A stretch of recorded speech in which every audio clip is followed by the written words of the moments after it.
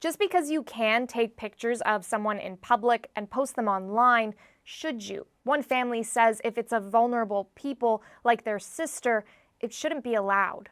This is Alicia Newman in 2017, about a year before she died. She was in Windsor, living in and out of homelessness, struggling with her mental health and drug addiction. But that's not how her family wants her remembered. At the end of the day, my sister would give you the shirt off her back. She was the nicest person. After a serious car accident, Devin says his sister was introduced to drugs. She fell into addiction and had bipolar disorder. At 37 years old, she died from drug-related health issues. A year later, her family says they saw photos of her online. It's really hard because my sister didn't look like that at all. It felt really violating seeing her in a really vulnerable state, which would be around close to the time where she was, begging for help and begging to get clean, and someone showcasing her in her, really not fantastic time of her life is really heartbreaking. They asked the photographer, Donnie Johnston, to remove the photos, but say they've been ignored and blocked. Johnston has continued to repost the photos of Alicia.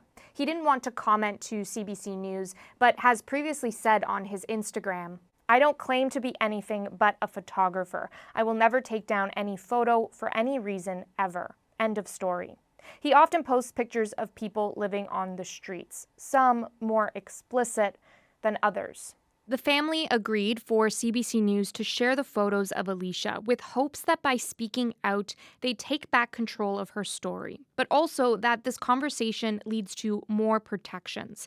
Experts say Canadian law hasn't kept pace with technology. I think that some legal reform, some greater protection for people's dignity and control over their images or the images of loved ones is really needed. And one photography expert says that the ease of being able to take photos and share them online these days means everyone needs to consider the ethics, especially when it comes to people who are living on the streets. For you and I, or anybody who lives in a house, yes, when I'm in public, somebody has the right to take a photo of me, but I have the option to retreat to privacy. For homeless and underhoused people, they don't have that option. That is their home. And she says raising awareness shouldn't come at the cost of someone's privacy, dignity, or emotional well-being. We don't want to have to go through this every couple of years because it brings up some really bad memories for us. And I know my sister would not want to be remembered like that at all.